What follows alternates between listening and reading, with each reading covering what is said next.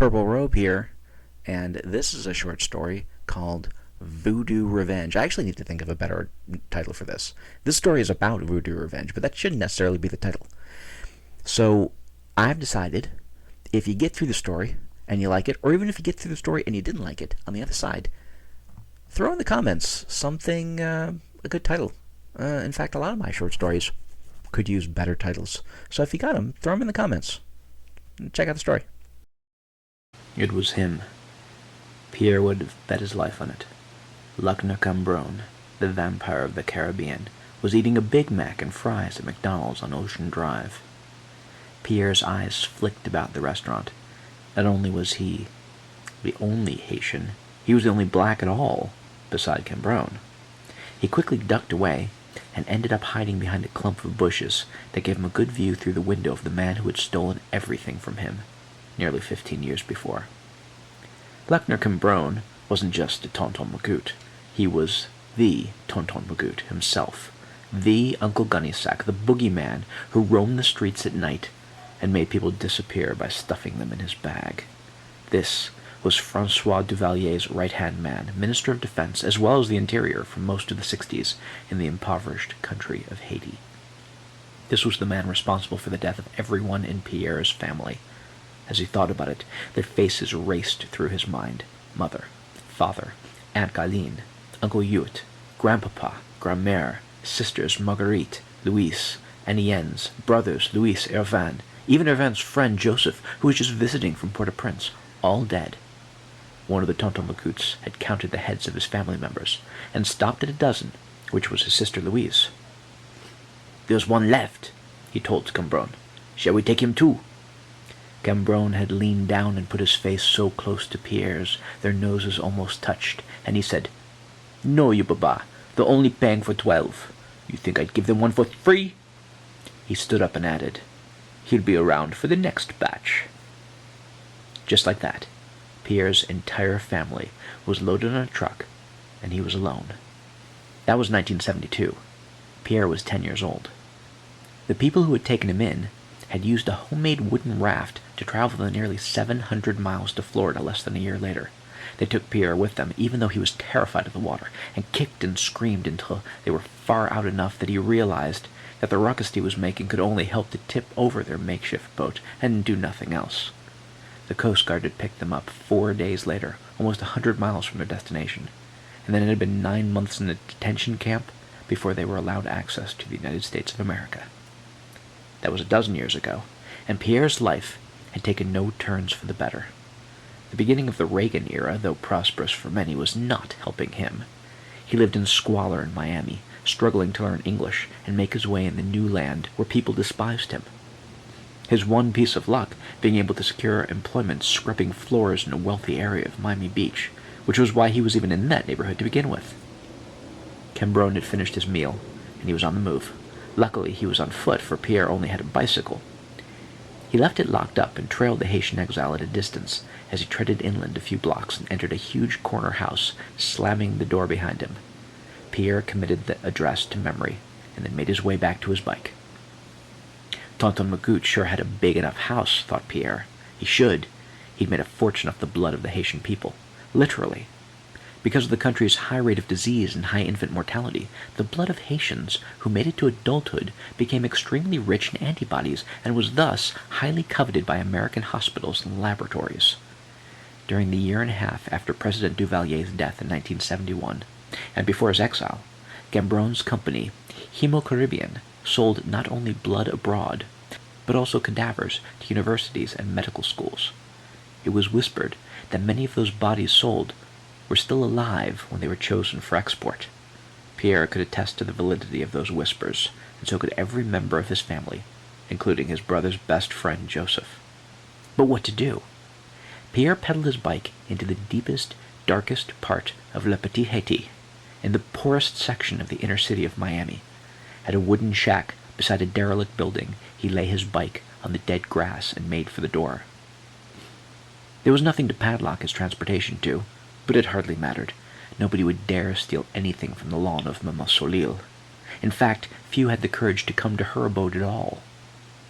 Pierre raised his hand to knock when she called out, "Come in, Pierre. I have been expecting you."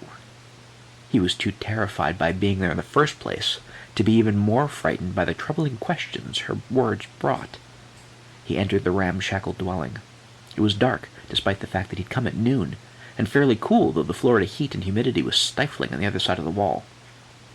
Candles provided the only light, and Pierre saw no fans anywhere. In fact, he would have bet his last cent that there was no electricity at all in Maman Soleil's house. Shelves lined every inch of wall space, and they held intricately made fetish dolls. There must have been 1,000 of them, each one unique. "You have murder in your young heart, young man," she said ominously.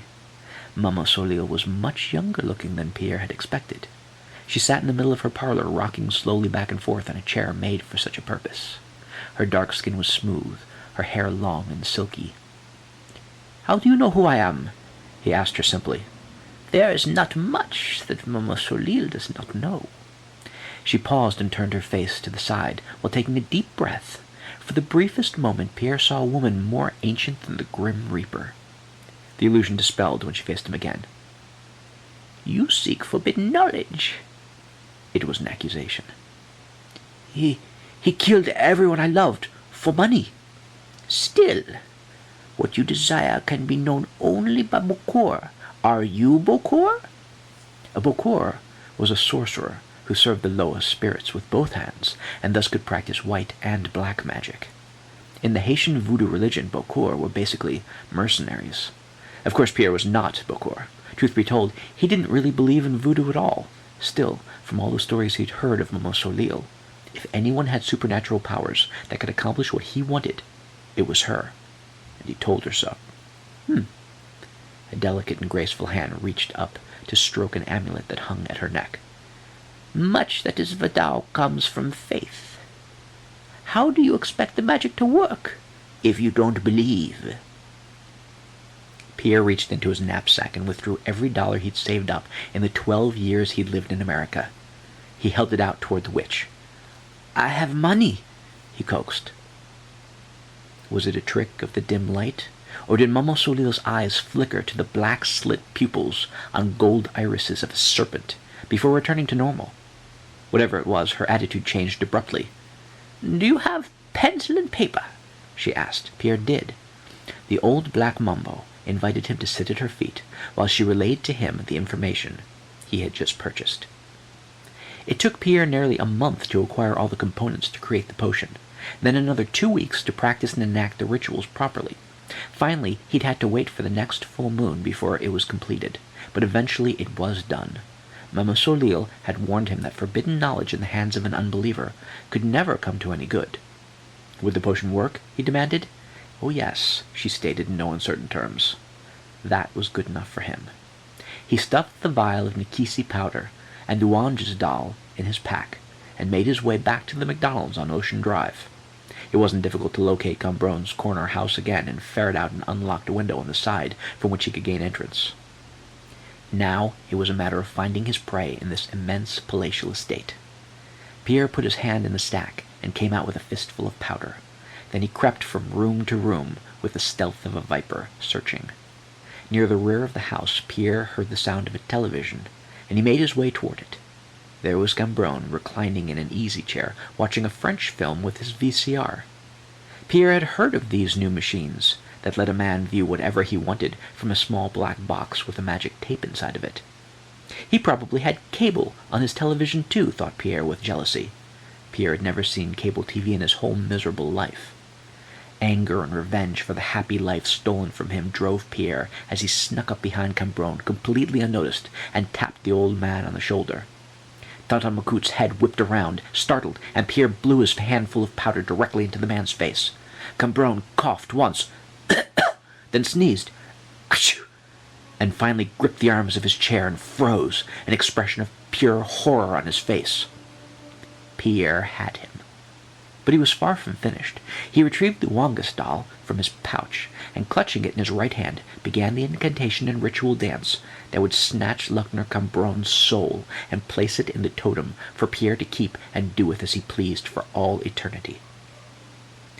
For the next 53 minutes, Pierre whirled and jumped, chanted and intoned, while Gambron sat immobile, emitting tiny choking noises, his hands minutely squeezing and releasing, that look of terror never leaving his face, and when it was done, Pierre dropped, drenched in sweat, to the floor and closed his eyes.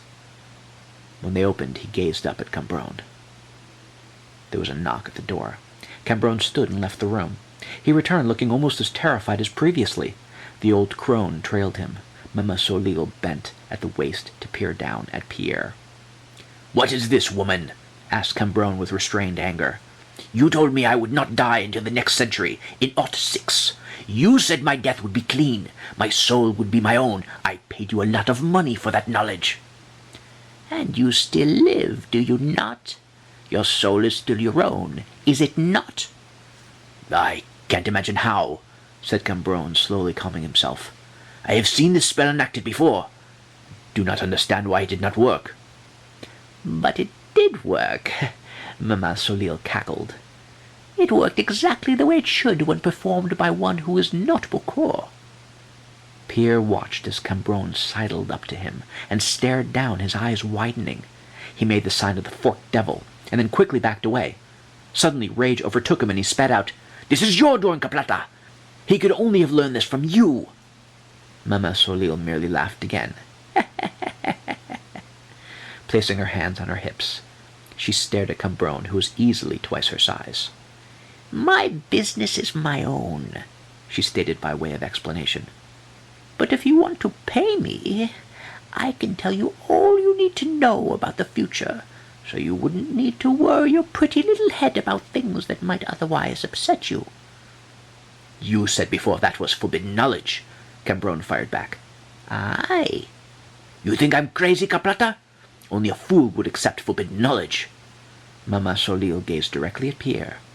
"Yes, that is exactly so." She bent over and grabbed the Wangus doll, which now held Pierre's soul trapped within, and took it back to her lair to add it to her collection. So that was Voodoo Revenge. Again, I don't like that name, so if you have a better name, throw it in the comments. And while you're doing that, you should like it, you should share it, and you should subscribe to my YouTube channel. And if you really like all my stuff, check out my page.